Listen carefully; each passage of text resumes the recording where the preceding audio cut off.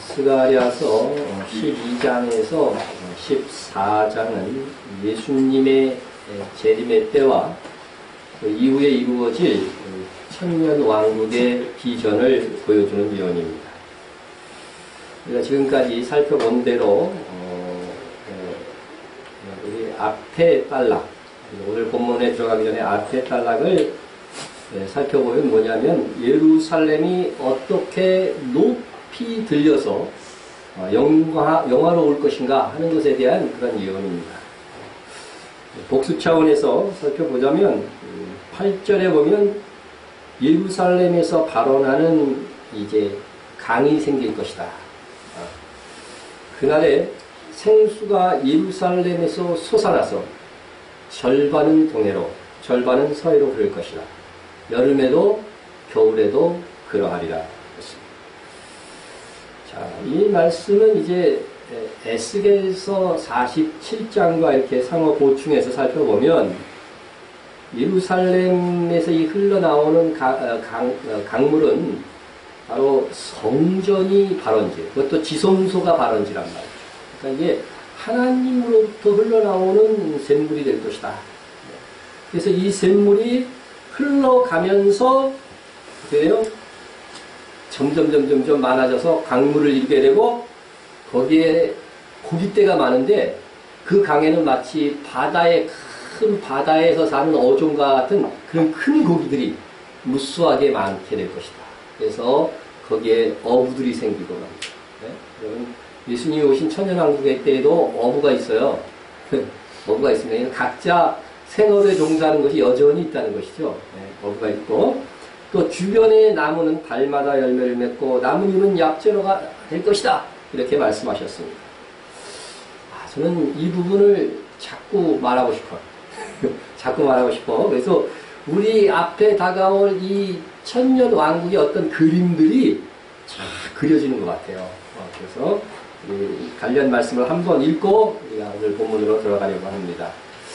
이 강물이 이르는 곳마다 번성하는 모든 생물이 살고 또 고기가 심히 많으리니 이 물이 흘러 들어가므로 바닷물이 되살아나겠고 이 강이 이르는 각처의 모든 것이 살 것이며 여기 보시면은요 산다, 되살아난다. 이것이 지금 3번이나 계속 반복이 되고 있잖아요. 그렇죠? 이 강물이 이제 이 아라바의 그 염해, 지금의 사해바다까지 흘러가는데, 사해바다는 지금 고기 한 마리 살지 않는다는 거죠. 그런데 그때는 이제 어떻게 돼요? 생명이 사는 바다로 이제 완전히, 사해가 뭐예요? 생해가 될 거예요, 생해. 네? 그죠? 살아있는 바다가 될 것이다 하는 것입니다. 또, 이 강가에서 어부가 설 것이니, 엔게디에서부터 에네클라임까지 금을 치는 것이 될 것이다. 성경에서 이런 것들은 절대 상징으로 풀면 안 되는 것이 정확하게 지명까지 이렇게 나오는 것은 상징이 아닙니다. 실제로 그렇게 될 것이라는 거죠. 그 고기가 각기 종류를 따라 큰 바다의 고기같이 심히 많으려니와. 저는 낚시 좋아하시는 분들은 천년왕국 살만한 세상입니다. 강 좌우가에는 각종 먹을 가실나무가 자라서 그 잎이 시들지 아니하며, 여러분, 우리가 철 되면 이제 잎이 시들잖아요. 그죠? 천년왕국은 잎이 안 시든대요. 잎이 안 시들어요. 그리고 달마다 열매를 맺으리니, 1년에 한철만 열매를 맺는 게 아니라 달마다 새 열매예요. 새 열매. 새로운 열매. 그러니까 달마다 그러니까 12번, 그러니까 12배의 축복이죠. 그것만 보면은 12배의 축복이 있는 겁니다. 그 물이 성소를 통하여 나옵니다. 이 모든 원인은 어디에서 있다고요? 그 물이, 그 생수가 성소에서 흘러나오기 때문이다. 하나님의 임재의 상징인 그 성소에서 나오기 때문에 이 물이 정말 생수가 되고 이 물이 가는 곳마다 솟아나는 역사들이 막 일어나는 거죠. 그래서 그 열매는 먹을 만하고 그 잎사귀는 약재료가 된다. 기가 막힌 세상을 기대하면서 살아야 될 것입니다. 자, 오늘 이제 나는 스가랴서 이어지는 14장 9절 말씀을 봅니다.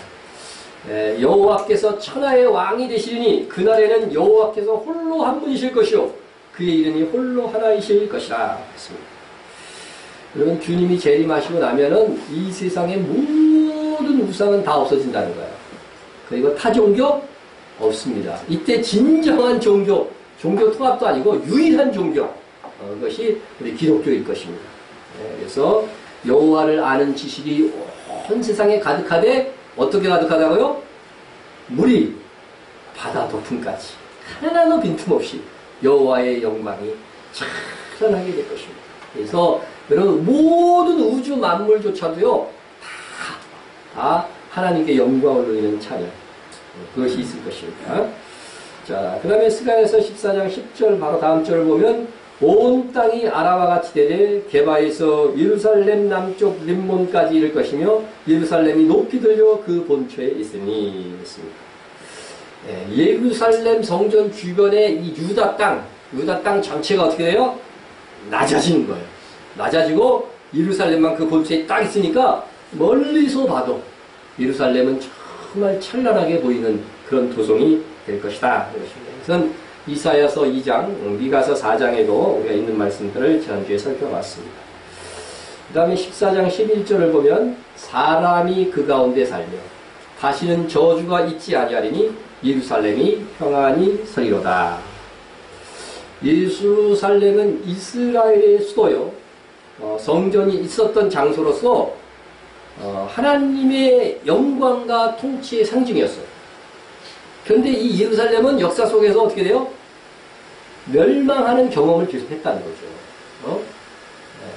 바벨론에게 첫 번째로 멸망하고 그 다음에 로마에게 멸망하고 역사 속에서 이렇게 멸망했다는 거죠. 그러나 이제는 예수 그리스도가 오신 이후로 이 예루살렘 성은 어떻게 돼요? 영원히 죄로 인하여서 멸망받는, 저주를 받는 그런 일이 없을 것이다.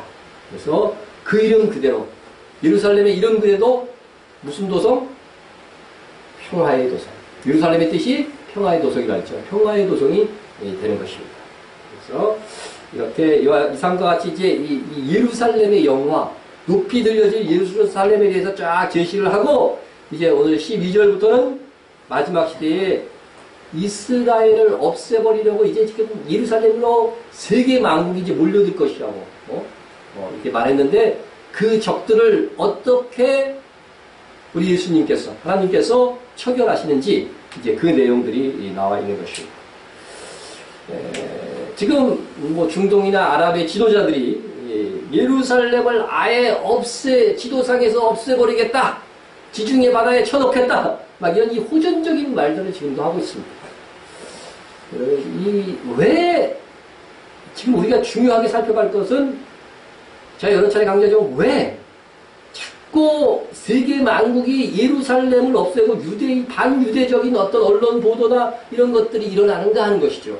그리고 성경에도 마지막 시대는 세계 만방의 모든 국가가 이 예루살렘을, 이스라엘을 없애기 위해서 쳐들어올 것이라고 예언되어져 있느냐 하는 것이죠. 왜 그렇다고요? 그것은 사탄의 영, 이 세상 신이 그것을 어떻게 돼요? 충동질한다는 거죠. 근데 사탄은 왜 자꾸 이스라엘을 없애려고 하고 예루살렘을 없애려고 그래요? 주님의 재림을 막기 위해서라는 거죠. 우리 성경의 예언은 항상 뭐냐면 예언을 이루고 나서 그 다음이 성취되는 거예요. 중간 예언은 안 이루어지고 나서 마지막에 성취되는 일은 없다는 거죠. 하나님은 내가 하나님 것을 어떻게 드러내시겠다고 했냐면 예언하시고 그 예언을 이루고 가시면서 내가 하나님 것을 드러내겠다고 하셨거든요. 그러니까 예수님이 오시기 전에 무슨 일이 있어요? 유대인들이 예수 그리스도를 영접하는 일들이 있기 때문에, 그러면 예루살렘으로 또 재림하신다고 성경이 돼 있어요. 그죠? 감람산으로. 아니, 예루살렘을 없애버리기만 하면 어떻게 돼요? 사실 핵폭탄 하나면 지금 다 없어지거든요. 크기가. 거기만 없애버리면 어떻게 되는 거예요? 예루살렘이 없어졌으니까 예수님이 재림할 길이 없는 거예요. 그래서 이제 사탄은 자기의 때를 알고 있어요. 자기의 때. 성경에 보면은 예수님이 재림하시면 이 사탄은 어디에 갇히게 돼요? 어디에 갇혀요? 감옥 이름이 뭐예요? 그렇죠. 무저갱. 무저갱이라고 하는 감옥에 딱 갇히게 돼 있어요. 갇히게 돼 있습니다. 그러니까 이미 그것은요, 하나님께서 이 사탄에게 선고한 거예요. 선고한 거예요. 그래서 자기의 때를 알고 있어요. 예수님이 오셨을 때 아직 우리의 때가 되지 않지 않았습니까? 귀신들이 그렇게 말하는 것은요, 바로 예수님이 재림할 때가 안 됐기 때문에 아직 우리를 뭐 감옥에 가두거나 그런 일이 아니라는 것이죠. 그래서 무적행에 갖추는 거죠. 근데 그 전에 하나님께서 하지 말라고 하는 아예 악한 짓을 한 이 네피림 족도를 있죠. 타락한 천사들. 그 사람들은 어디에 지금 갇혀 있어요? 그 사람들이 아니지. 그 타락한 천사. 그 사람들은 미리 무적행에 갇혔어요. 규정을 안 지켜갖고. 아셨어요? 그게 이제 그 무적행에 갇힌 이 타락한 천사가 마지막 시기에 좀 나와요. 이게 여러분, 이제 요한계시록 공부하면 그게 나와요. 나오는데, 여러분들이 이제 사람, 정말 이상한 괴물들이 나오는 것도 이제 나중에 등장합니다. 나팔장에. 예? 그러면은, 정말 전례 없는 일이 막 일어나는 거예요. 그래서 나팔장 때는 전례 없는 일들이 일어납니다. 자, 어쨌든 그들이 이 감옥에 갇히는 사탄, 이 최고의 우두머리가 감옥에 갇히는 때가 오기 전에 뭐 어떻게 한다는 거야? 자기의 때를 연장시키기 위해서 예루살렘만 없애면 된다는 방책을 쓰기 때문에 만국의 국가들을 자꾸 이 수령들을요, 충동질해가지고서요, 그렇게 조장하는 거예요. 이스라엘을 없애야 된다, 이스라엘을 없애야 된다. 그래갖고, 정말 세계 모든 나라들이 반이스라엘적인 사고들을 다 갖고 있단 말이에요. 어디만 빼고 그동안? 네? 미국만 빼고 그랬다는 거죠. 근데 미국도 이제는 서서히, 그죠? 돌아서고 있는 이런 형편에 와 있는 거죠. 그래서 점점 이스라엘이 지금 코너에 몰리고 있는 상황입니다. 자, 그래서 주님이 재림하시기까지 그 강도가 점점 심해질 것입니다. 자, 그래서 스가랴서는 역사의 끝에 예루살렘이 적들에 의해서 얼마나 극심하게 공격당할 것을 예언하고 있습니다. 그러니까 13장에서 보면은 예루살렘 거민의 3분의 2가 죽을 것이라고 했고, 14장에 나온 것만 한번 보는데 1, 2절에 이렇게 돼 있었죠.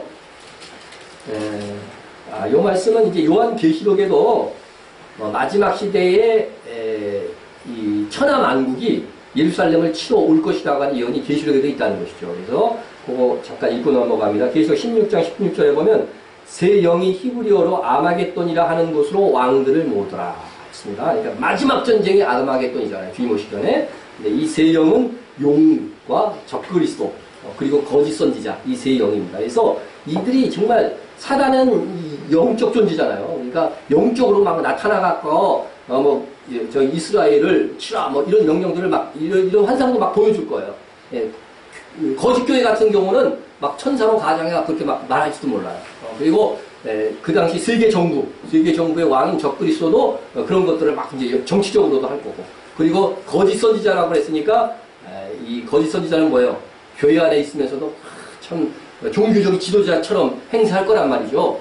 그러나 사실은 거짓 선지자예요. 이스라엘을 없애야 된다. 저들은 악하다. 막 이렇게 해가지고서 전부 다 이 예루살렘을 향해서 가서 멸망시키도록 충동질할 것이라고 하는 것이죠. 또 이제 계속 19장 19절에 보면 또 내가 보면 그 짐승, 이 짐승은 적그리스도입니다. 세계 정부의 왕이죠. 그 짐승과 땅의 임금들과 땅의 모든 임금들을 다 얘기하는 거죠. 임금들과 그들의 군대들이 모여 그 말탄 자 예수님입니다. 말탄 자와 그 군대와 더불어 전쟁을 일으키다가 이렇게 말씀하고 있어요. 그래서 마지막 이 대전이 될 것을 예고하고 있습니다. 그래서 온 백성들이 이제 예루살렘을 향하여 예루살렘 성을 향하여 이제 쳐들어오게 될 것입니다. 자, 그래서 이제 이렇게 쳐들어올 것이지만 지난 역사 속에서 바벨론이나 로마에 의해서 멸망한 것처럼은 절대로 멸망하도록 우리 주님이 내버려 두지 않을 것이다. 만약 이번에도 예루살렘이 함락되고 멸망했다 그러면 어떻게 되는 거예요? 그럼 우리가 믿고 있는 하나님은 가짜인 거죠. 그러면 우리 기독교 다 포기해야 되는 거예요. 아셨죠? 그러니까 그런 일은 벌어질 가능성이 있다 없다? 없다는 거죠. 없다는 겁니다. 한번 보십시다. 여호와의 날이 이르리라. 그날에 내 재물이 약탈되어 내 가운데서 나누리라. 이 정도로 이제 이렇게 되는 거죠. 예루살렘이 멸망 직전에 이런 상황까지 가는데 내가 이방 나라를 모아 예루살렘과 싸우게 하리니 성읍이 함락되며 가옥이 약탈되며 부녀가 욕을 당하며 성읍 백성이 절반이나 사로잡혀 가려니와 남은 백성은 성읍에서 끊어지지 않으리라. 그러니까 여러분 3분의 2는 멸망하는데 그 중에 또 절반은 뭐예요? 포로로 잡혀가요. 아주 지금 예루살렘 그때가만 되면 어떻게 돼요? 정말 예루살렘이 끝나는 거구나. 다 사람들이 그렇게 생각할 것이라는 거죠. 예? 그러나 보십시오. 이 지금 이 그림은 이스라엘이 바벨론으로 포로로 끌려갈 때 장면입니다. 지금의 이제 이라크 쪽이라고 볼 수 있겠죠. 그쪽으로 이제 완전히 포로를 잡아가는 거죠. 그래서 그때와 같은 광경으로 반 정도가 포로로 잡혀간다고 했으니까 그런 일들이 발생하니까 이젠 정말 예루살렘 멸망하는 거구나 그렇게 생각할 것이라고 하는 거죠. 자, 이게 이제 이건 로마에게 멸망할 때 그림들을 역사에 이제 남겨놓은 것들이에요. 네? 그래서 이렇게 예루살렘 성이 함락되고 예루살렘의 거민들을요 그 성전 위에서 막 떨어뜨려서 죽였어요. 떨어뜨려서 막 이렇게 죽이고 그런 일들을 했습니다. 그리고 나서 이제 이 전쟁에서 티투스 장군이 나중에 이제 로마의 황제가 됩니다만 예루살렘을 함락시키고 개선할 때에 만든 이 개선문이에요. 개선문. 그래서 이 개선문을 잘 보면은요 중요한 사료가 하나 있어요. 그러면 이 그림입니다. 그 개선문 밑에 있는 그림인데 여러분 눈에 뭐가 제일 선명하게 보입니까? 메노라가 보이죠, 그죠? 메노라. 지금 이스라엘의 상징이죠, 이게. 이스라엘 상징인데, 이게 성전에 나오는 그 7등대, 그 모양을, 이게 저렇게 컸나봐요. 이것을 들고서 개선해서 로마로 가져간 거예요. 근데 이 로마에서 소실돼가지고 지금 묻잖아요. 그러니까 가져갔던 게 뭐고, 그 앞에 있는 모든 기구들 이런 거 보면 다 성전 기구들이에요. 이런 것들을 다 빼앗아 승전해서 로마로 가져갔다는 거죠. 그러나 이제 이 마지막 시대에는 예루살렘이 멸망하도록 하나님이 내버려두지 않겠다는 것입니다. 그래서 그 아들 예수 그리스도께서 다시 세상으로 오셔서 직접 원수들을 무찌르는 이런 일들이 발생하게 될 것이다. 그런 것입니다. 그래서 12절부터 15절까지는 예루살렘을 공격했던 원수들이 얼마나 비참하게 멸망할 것인가 그것을 보여주고 있는데 12절을 봅니다. 예루살렘을 친 모든 백성에게 여호와께서 내리실 재앙은 이러하니 곧 섰을 때에 그들의 살이 썩으며 그들의 눈동자가 눈구멍 속에서 썩으며 그들의 혀가 입속에서 썩을 것이요. 그렇습니다. 그들이 섰을 때에 살이 썩는다고 하는 것은 지금 막 증분하는 길일 수 있다는 거죠. 막 이렇게 그죠? 증분하는 상태에서 그냥 살이 썩어버리는 거예요. 그 상태에서 입에서 막 혀가 썩고요. 눈구멍에 눈이 썩으니까 이게 얼마나 큰 고통이 되겠으며 비참하게 죽어가는 것을 상징하는 것입니다. 그래서 이것은 서서히 되는 것이 아니고 활동하다가 갑자기 이렇게 된다는 것입니다. 그래서 혹자는 이것이 핵전쟁이 아니냐, 핵에 의해서 이렇게 되는 것이 아니냐 그렇게 말하는 분들이 있어요. 그래서 중성자탄이나 이것도 EMP 요새 처음 하는 폭탄이 EMP 무기를 말하는 것이 아니냐 그렇게 말하는 분들이 있습니다. 그래서 제가 알아봤습니다.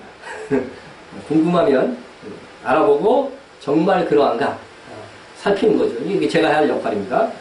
자, 그런데 이 중성자탄이라고 이제 해석을 하는데 중성자탄도 역시 핵무기의 일종입니다. 근데 이 방사능 중성자탄은 뭐냐면은 수소폭탄이나 원자폭탄과는 파괴력과 열에 의한 피해는 아주 적습니다.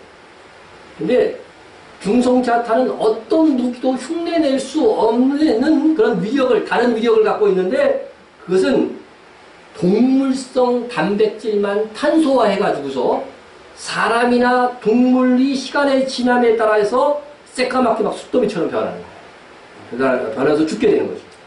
그런데 그리고 건물 같은 것들은 어떻게 돼요? 동물성 단백질만 파괴시키니까 그냥 있는 거죠. 그러니까 그 들어가서 다 점령할 수가 있는 거죠. 점령할 수가 있죠. 그래서 하지만 이 중성자 폭탄이 터지면은 그러니까 알려진 것과는 달리 제가 자세히 보니까 이제 그렇게 잘못 알고 있는 분들이 있는데 수백 미터까지는요 모든 건물도 다 파괴된대요.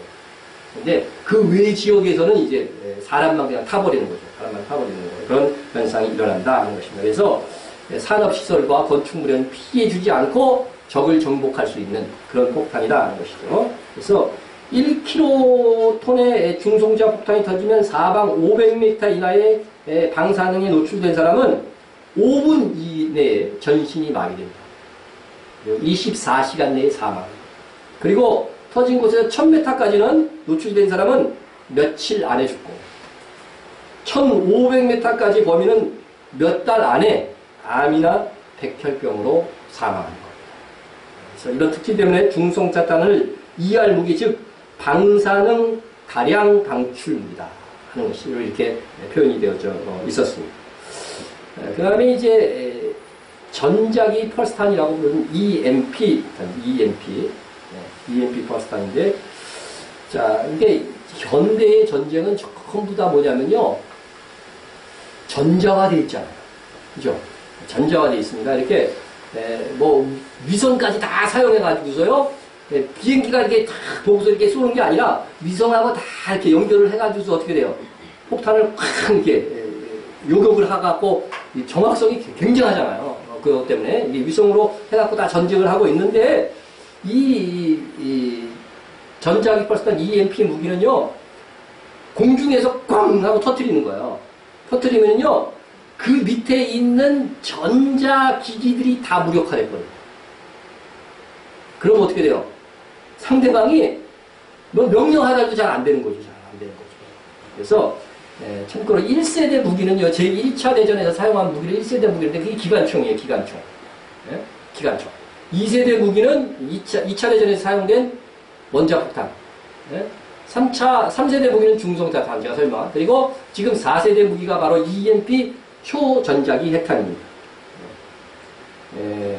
이제 미국이 이 폭탄에 의해서 러시아에게 공격을 받을 것이라고 예언하는 분들도 사실 있어요. 있는데, 그래서 제가 EMP가 도대체 뭐냐 하는 것을 살펴보게 되었죠. 근데 이 4세대인 EMP 초전자기 핵탄이요, 100년, 200년이 지나도 인간이 개발할 수 없는 태양 기술이라고 부르고 있는데, 2010년 5월 10일 북이 이 4세대 핵인 EMP를 시험했을 가능성이 높다고 미국 전문가들과 중국의 과학기술대가 발표를 했습니다.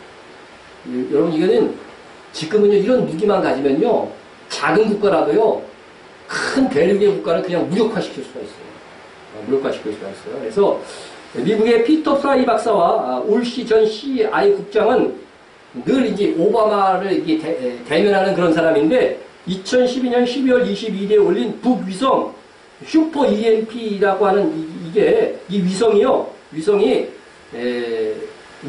미국 본토 5,000km 상공에 터뜨리면 미국의 모든 전자기기 장치를 망가뜨리고 통신, 교통, 금융이 마비되어서 1년 안에 90%의 미국인이 사망하게 된다고 방비책을 좀 준비하라고 그렇게 말했고, 이는 깅그리치 전 미 하원 의장이 강조한 내용이기도 합니다. 그래서 한국 국방백서에도 이제는 처음에는 이거 위성 실패했다고 막 그랬었어요. 근데 나중에 위성이 도는 게 이제 다 이거는 표시가 되잖아요. 요새는요. 인터넷만 봐도 표시가 돼요. 표시가 되기 때문에 북위성마가 성공했다. 그러니까 여러분, 우리나라 기술보다도요, 우리나라는 러시아의 기술을 갖고 와갖고 어떻게 돼요? 그것도 반쪽만 쐈는데 그것도 실패했잖아요, 사실. 근데 얘네들은요, 위성을 자기들이 쏴가지고 성공한 거예요. 우리보다는 훨씬 이 분야의 기술은요, 우리가 감히 타의 추정을 불허하는 거예요. 그 정도의 기술을 지금 갖고 있는 거죠. 그래서 최근에 북한이 수소폭탄 실험했다고 하는 거 있었죠? 최근 뉴스에. 그것도 지금 전문가들은 EMP 실험일 가능성이, 그 정도 그렇게 강력한 지진이 아닌 것은 EMP 실험이다, 이렇게 말하는 뉴스도 제가 봤어요. 맞습니다. 한번 봅시다. 이게 우리나라 뉴스에도 북미 본토 전자기파 폭탄 훈련을 했다 하는 그런 뉴스가 나왔고, 이것은 이제 미 하원 청문회에서 직접 한 거예요. 그래서 북한의 전자기파 폭탄 공격 가능성을 이제 논의하는 거예요. 이 하원에서, 청문회에서. 그리고 북한은 워싱턴, 뉴욕 등 상공에서 EMP탄으로 공격하는 시나리오를 분명히 연습했습니다 하고 딱 말하고 있어요. 이제 번역해서 이렇게 우리 자막으로 나오는 겁니다. 그리고 지난해 핵공격 위협대 훈련을 실시했으며 미국이 10명 중 9명까지 죽일 수 있는 위력이다. 이렇게 미국 청문회에서 나온 이야기니까. 그래서 이것에 대해서 대책을 준비해야 된다 하는 그런 쪽으로 이렇게 이야기를 했습니다. 그래서 이 EMP 폭탄은 소리 없는 폭탄으로서 사람들에게 직접적인 해를 입히지 않아 인도적 비살상 무기라고 이렇게 불립니다. 그래서 약 10개의 원자력 발전소 전력량에 해당하는 10억 와트의 마이크로웨브드 에너지와 같은 강한 전자기를 방출해서 레이더, 항공기, 방공 시스템을 완전히 다 무력화시키는 것을 이야기하는 것입니다. 연합뉴스에 나온 거 제가 스크랩한 건데 무기를 모양을 보자면 뭔지 이렇게 생겼다고 하는 것입니다. 그래서 여러분 이거는 한 나라의 사회적 기반을 완전히 무력화시키는 거죠. 그래서 이것은요, 이 폭탄이 만약에 상공에 딱 터뜨리잖아요. 그러면은 모든 전자기기, 컴퓨터 뭐 이런 것도 다 안 되는 거예요. 다 그냥 그 자리에서 고장 나버린다니까요. 네? 이미 이것은 소련에서 러시아 쪽에서 실험을 했었어요. 그래서 그 인근 지역이 다 아니고 이게 작동이 잘 안 되는 그런 것들을 경험했단 말이죠. 땅속에서 했는데도 불구하고. 네? 그래서 지금 그러면은 엘리베이터를 막 타고서 내려오다가 이 폭탄이 하늘에 터지면 어떻게 될까요? 그냥 갇히는 거예요. 갇히는 거예요. 그러니까 고층 아파트 사는 분들은 어떻게 될까요? 그럼 지금 북한이 지금 이 무기를 가졌다는 그런 보도들을 보면서 여러분 집 살 일은 별로 없겠지만 고층 아파트는 가능. 자, 그래서 이거는요, 한 나라의 기반을 완전히 이게 파괴시키는 것이기 때문에 선제적으로 사용하는 나라가 거의 무조건 승리한다고 봐야 돼요. 그래서 이 폭탄이 던지면 상대방은 어떻게 돼요? 어떻게 작전을 수행할 수가 없어요. 작전을 수행할 수가 없어요. 그래서 명령 전달, 하달조차도 이렇게 힘들어지는 상황에 임하는 것입니다. 그래서 일단 이렇게 소개했는데 그러면 12절의 말씀, 우리 오늘 본문 12절의 말씀과 이제 비교해서 보면 EMP 폭탄은 아닌 것 같죠? 그죠? 아닌 것 같아요. 사람에게 피해를 주지 않고 전자기기만 다 목통으로 이렇게 만드는 거니까. 그런데 이 중성자탄은 12절의 말씀과 같은 현상이 실제로 일어납니다. 일어나요. 그래서 살이 썩고, 그들의 눈동자, 눈구멍이 썩고, 실제로는 이게 타들어가는 거지. 새까맣게 막. 그래서 이제 썩는다고 표현했다고 한다면, 이것이 맞다는 거죠. 맞다는 것입니다. 그러나, 이때 원수들이 중성자탄으로 몰락할 것이다.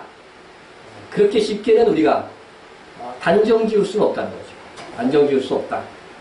가능성이야 열어두어야 되겠지만, 그렇지 않을 가능성이. 이게 터지면은요, 가까이 있는 이스라엘도, 만약 예루살렘이 터지면 다 피해를 보는 건데, 이게 쉽게 터질 수 있겠느냐. 그런 생각을 하게 되는 것입니다.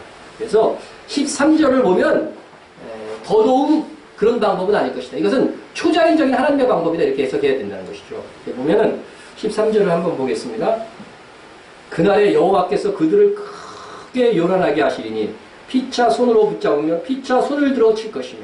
그러니까 예루살렘 먼 지역에서는 이런 폭탄이 터질 수가 있다 생각이 듭니다. 그런데 가까이서는 어떻게 돼요? 스스로 어떻게 돼요? 적군끼리 싸워서 망하게 해갖고 그들을 진멸시킬 것이라고 하는 이 하나님의 방법이 정확하게 제시되어 있다는 것입니다.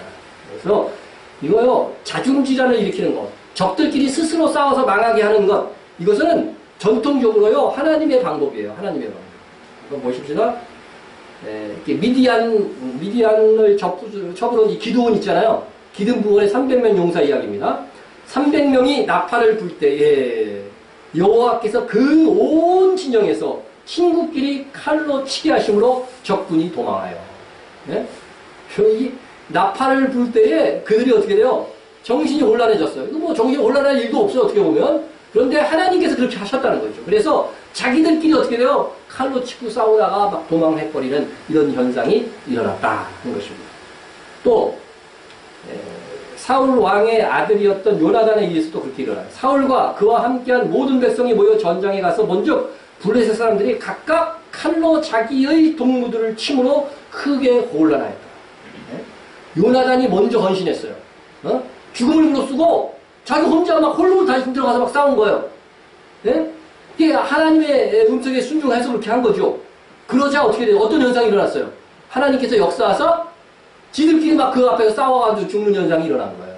그래서 그걸 지금 기록하고 있는 것입니다. 그래서 하나님께서 그들 사이에 오해와 오인함으로 인해서 서로 막 분노감을 일으켜갖고 그들 스스로 자멸하게 하는 그런 일들이 일어나게 될 것이다. 그래서 요한계시록에도 보면요, 마지막에 음료의 세력들과 이 적그리스도의 열방의 정치 지도자들이 싸워갖고요, 음료가 죽게 돼요. 근데 스스로 자기들끼리 싸워가고 죽게 되는 게 계시록에 기록되어 있다니까요. 그러니까 하나님의 방법은요, 악한 저들이 최후에 지들끼리 막 싸워갖고 소멸한다는 거예요. 그래서 그 악한 사람일수록 지들끼리 싸운다, 나중에. 그래서 소멸한다. 그걸 아세요. 그러니까 우리가 막 원수 갚으려고 막 그럴 필요 없어요. 하나님께 기도하면 어떻게 돼요? 그 다음 하나님께서 하시는 거죠. 내가 직접 원수 갚으면 그게 죄예요, 아니에요? 가끔은 제가 그런 생각이 들어요. 야, 저 이슬람 놈석들 저렇게 하는데 나도 한번 가서 테러를 저 이슬람한테 좀 해볼까. 그런 생각이 들 때가 있어요. 그죠? 네, 심판의 권한은 누구의 권한이라고 그랬어요? 그래서요, 참 한번 보세요. 중동이나 아프리카에 지금 얼마나 많은 기독교 마을들과 교회들이 방화되고 사라지고 있어요. 그죠? 그래도 교회는 어떻게 돼요? 총을 들고 가서 싸워야 안 싸워요? 가끔 그런 인간들이 있긴 있어요. 그런데 거의 안 싸웁니다. 그냥 당하기만 해요. 당하기만 해. 이게 하나님의 방법이고, 누가 갚아주신다는 거예요? 하나님께서. 네? 원수 갚는 일이, 원수 받는 이것은 하나님의 일이야. 내 일이다. 너희가 하려면 안 된다는 거죠. 그러니까 우리가 하나님이 하실 일까지 우리가 하면 안 돼요. 우리는 오직 정도를 지키고 신앙과 믿음을 지켜가면 되는 거죠. 그러니까 너무 교회가 막 강해가면서 막 이러는 것들은 이게 성경적이 아닌 거예요. 그래서 핍박하면 핍박하는 대로 어떻게 다 받아내는 거죠. 우리는 그래서 정도를 가는 모습이 오히려 또 복음을 힘있게 전하는 그런 길이 된다고 하는 것입니다. 자, 그래서 하나님께서 이렇게 해서, 근데 지금 현재 중동에서 일어난 일들을 한번 보세요. 이제 나중에 이스라엘과 중동과의 전쟁이 이제 예정되어 있는데, 이미 뭐예요? 중동 지들끼리 지금 막 싸우고 있잖아요. 여러분, 이스라엘에는 무슨 파가 있는 거 아세요? 여러분, 그 정도는 지금 알고 있어야 돼요. 지금 이게 좀 글로벌한 세상에 무슨 파? 순위파 나왔습니다. 또 시아파. 어디가 더 많은 강력한 파예요? 그거까지는 어디가 더 인구가 많아요? 거의 뭐 한 80%가 순위파예요. 순위파. 사우디아라비아를 중심으로 다 순위파고, 시아파는 이란을 중심으로 해서 이제 이라크도 인구는요 순위파가 더 많아요. 근데 정권을 잡은 게 이제 시아파라고 하는 거죠. 이렇게 시리아도 시아파고 이렇게 있는 거죠. 그래서 이게 지금 순위파에 속한 IS가 어떻게 돼요? 왜 저기 이라크와 시리아를 자꾸 점령하냐면 거기가 시아파 점령 지역이거든요. 그래서 어쨌든 그들끼리 싸워갖고 지금 어떻게 돼요? 그들끼리 많이 죽어요. 거기에서 기독교인들도 많이 죽었지만 지들끼리 다 싸워갖고 세력이 지금 그죠 많이 약화되고, 그래가지고서 이제 도전한다면 더 약화된 세력이 될 것이라는 것입니다. 그래서 어쨌든 저들이 원수들끼리 지금도 중동 지방에서 지금 자중질환을 일으키고 있는 그런 형국이다. 그것도 보면 하나님의 심판하심 중에 하나인 거죠. 심판하심 중에 하나인 겁니다. 자, 그것도 11절에 섰을 때 그들의 살이 썩으며 했다면 순식간에, 이제 마지막 시대에는요, 순식간에 그런 자중질환에 의해서 망하게 될 것이다 하는 것입니다. 여러분, 실제로 이제 이렇게 순식간에 망하는 거, 순식간에 그 거대한 많은 군사들이 함께 한 번에 팍 죽어가는 거, 이것은요, 이미 성경에도 모형을 보여주셨어요. 여러분, 바벨론 이전에 세계 최강국이 어디냐면 아수르예요, 아수르. 근데 이 바벨론이 이제 아수르를 정복하면서 이게 바벨론 제국이 된 것이죠. 그 전에 그래서 북이스라엘은 아수르한테 망합니다. 그리고 남쪽 유다는 바벨론한테 망하는 거고. 그런데 이제 그 아수르가 오늘날 얘기하면 시리아예요. 지금 그 지역이 시리아라고 지금 이름이 되어 있는 거죠. 그래서 이 아수르가 그 유다를 쳐들어온 적이 있었어요. 유다를 쳐들어온 적이 있었는데, 그때 이제 아수르 왕 사네립이요 유다의 경건성을 다 쳐갖고 점령했어요. 이 상황이요, 오늘 지금 이 스가랴서의 상황과 거의 비슷한 거예요. 이 마지막 시대에 있을 상황. 그러니까 역사를 통해서 하나님이 마지막 시대에 있을 상황을 보여주시는 거예요, 항상. 그래서 이 유다 쪽에 있는 것까지 다 점령당하고 뭐만 남았느냐면 예루살렘만 남은 거예요. 예루살렘만 남은 상황이에요. 그래서 자기 부하를 시켜갖고 이제 야, 예루살렘까지 완전히 점령하라! 이렇게 시켰단 말이죠. 시켰어요. 그래서 이 완전히 이제 예루살렘이 코너에 몰린 상황에서 이제 성문을 걸어 잠그고 이제 적들이 이한테 사방에 다 둘러싼 거죠. 이거 쐈을 때에 그때 왕이 누구였냐면 히스기야 왕이었어요. 그때 선지자가, 그것까지 아는 분 있으면 대단한 건데 아무나 불러봐요 그냥. 그때의 선지자가 이사야. 그러니까 여러분 얼마나 그 성경에 뭐 대단한 왕과 선지자입니까? 이 사람들이 어떻게 돼요? 전적으로만 하나님만 의지하는 거죠. 하나님만 의지하는 거. 이게 뭐 힘으로는 상대할 수 있는 세력이 아니에요. 세계의 최강국. 그 당시에 세계 최고의 제국. 그게 지금 둘러싸여 있는데 마지막 시대는 어떻게 돼요? 전 세계의 나라가 될 것을 그게 모형으로 보여주는 거예요. 다 둘러싸여 있는 거죠. 예? 그런데 이렇게 하나님만 의지할 때 어떤 일이 벌어졌느냐? 하룻밤 사이에 말씀으로 봅니다. 이 밤에 여호와의 사자가 나와서 압수르 진영에서 군사 18만 5천 명을 친지라. 아침에 일찍 일어나 보니 다 송장이 되었다. 이게 모형이라는 거죠. 여호와의 사자 혼자 나가가지고서 사자들이 아니에요. 이게 단수예요. 여호와의 사자가 단수로 나오면 누구라고 그랬어요? 네? 예수님이에요. 예수님. 구약성경에 여호와의 사자가 단수로 나오면 그게 다 예수님이에요. 네? 근데 여호와의 사자가 나서 하룻밤에 한순간에 다 없애버린 거죠. 마지막 시대도 예수님께서 이 일을 하실 것이라는 거죠. 네? 그래서 18만 5천 명이 한순간에 다 그러면 어떤 방법을 통해서 한순간에 18만 5천 명을 완전히 진멸시켰을까?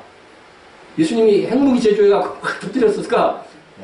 네, 예수님 말씀만 해도 이렇게 다 되는 거예요.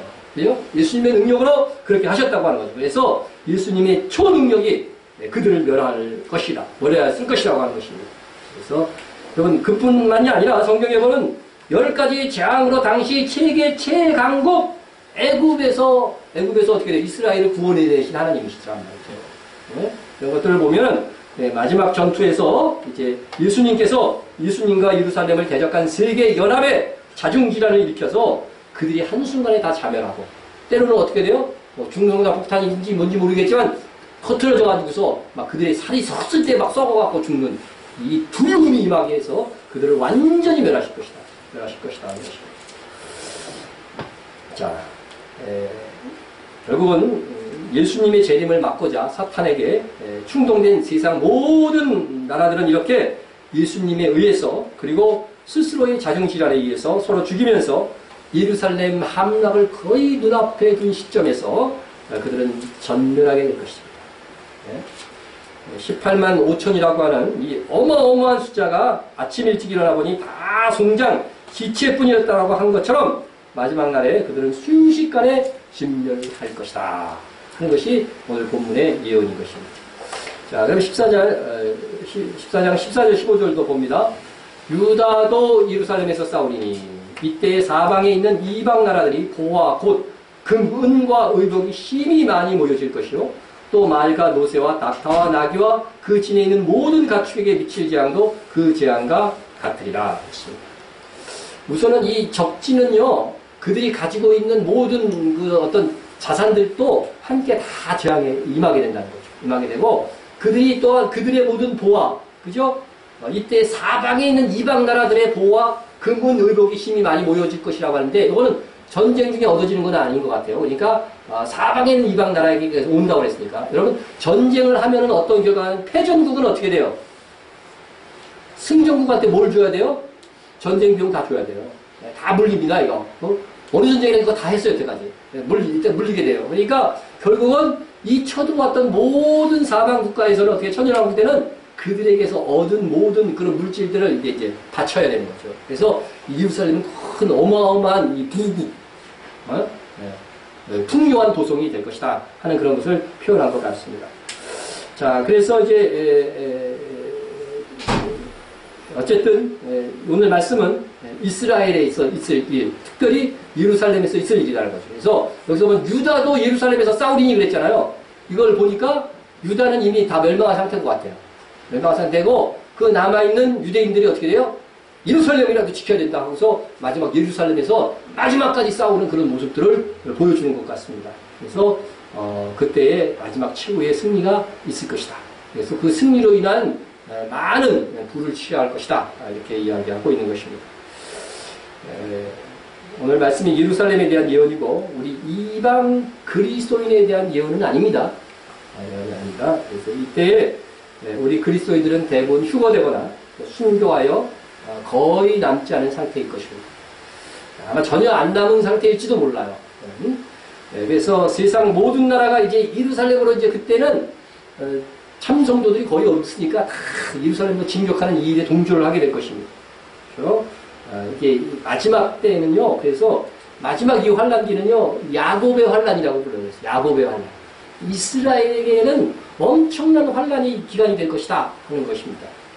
그러나 다만 우리가 이제 알 것은 야곱의 환란이 그 이스라엘 땅에 임하기 전에 마지막 시대의 교회도 상당한 공격을 겪을 것이기 때문에 이것에 대비하고 또한 이스라엘을 그때 정말 무장하여 싸울 수 있도록 영적인 각성을 시키는 일들에 우리가 그 일을 힘써야 됩니다. 여러분 1세기 때는 유대인들이 어떻게 됐어요? 이방에게 복음을 전했잖아요. 네?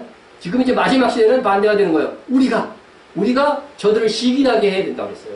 네? 네? 그래서 우리가 복음, 저들의 하나님, 성경에 보면 예수님이 어느 나라의 왕이에요? 동방박사들이 뭐라고 그랬어요? 예수님의 나심을 통해서 유대인의 왕이 어디서 나셨느냐? 유대인의 왕이 어디서 났냐 이렇게 물어봐잖아요. 유대인의 왕이에요. 근데 그 유대인의 왕을 통해서 복받은 사람들은 누구예요? 오히려 이방 사람들이란 말이죠. 그러니까 유대인들이 이 사실을 알면 시기날 수밖에 없는 거죠. 지들 왕인데, 자기들 왕인데, 네? 그러니까 그렇게 시기나게 하라는 거죠. 그래서 예수님을 통해서 우리가 영광을 받고 말이죠.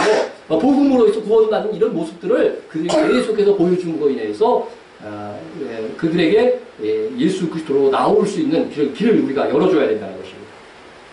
자, 우리가 이제 앞으로 어떤 시대를 살아갈지 모릅니다.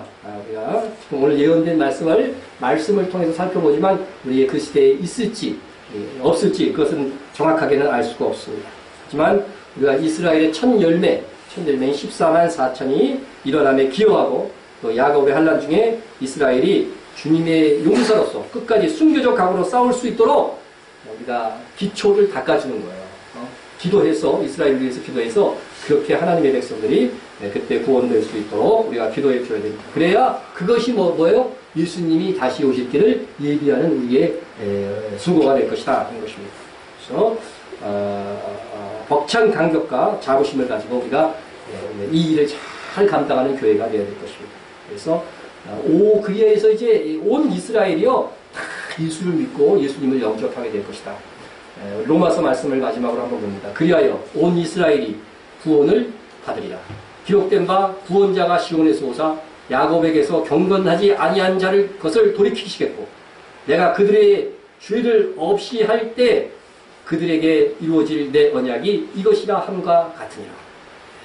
여러분 모든 언약은 이스라엘과 하나님 사이에 맺혀졌잖아요. 이 언약은 최종적으로 마지막 때에 분명하게 이루어질 것을 약속하고 있는 거예요. 그래서 지금 경건하지 않잖아요. 유대인들이.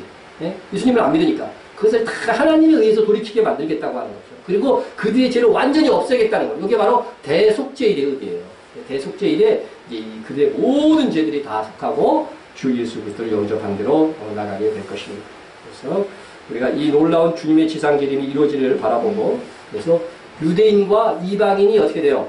하나가 되어서 한 성령으로 하나님께 나오는 이 에베소 2장의 비전을 우리가 다 이루어갈 수 있도록 함께 노력하는 자들이 다 되시기를 축원합니다. 기도하겠습니다. 사랑의 하나님 아버지, 우리는 세상의 끝날 그리고 주님이 재림하시고 이루어질 일들까지 귀한 말씀의 예언을 통해서 바라봅니다. 우리가 끝을 알면 지금 우리가 겪는 이 과정 속에서 무엇을 해야 될지를 깨닫게 됩니다. 하나님 현명하게 살게 하여 주시옵시고 우리가 살고 난 다음에 정말 우리의 모든 행한 선악간의 일들이 심판받는다는 사실을 분명히 기억하게 하여 주옵소서. 우리가 거저 얻은 천국 위에 하느님의 나라를 상속받기 위해서 이 모든 말씀을 살펴보면서 우리가 해야 될 이 시대의 하나님의 뜻이 무엇인가 잘 분별하고 행할 수 있기를 원합니다. 우리 교회가 이것을 분별하고 아버지 열방의 복음을 전하며 또한 이스라엘의 아버지 땅의 시작이며 땅끝인 이스라엘의 복음을 전하기 위해서 힘쓰고 있사오니 우리의 이 작은 수고가 큰 열매로 맺혀질 수 있도록 역사하여 주시옵소서. 과부의 두 렙돈을 보시고 가장 많이 헌금한 것으로 인정했던 우리 예수님 믿습니다. 우리가 적은 금액이지만 우리가 힘써 헌금한 이것을 통해서 가장 많이 헌금했다 인정하실 주님을 바라보며 이 복음적인 선교 잘 감당할 수 있는 우리 교회에 될 수 있도록 역사하여 주시옵소서. 이 모든 말씀 예수님의 이름으로 기도드립니다. 아멘.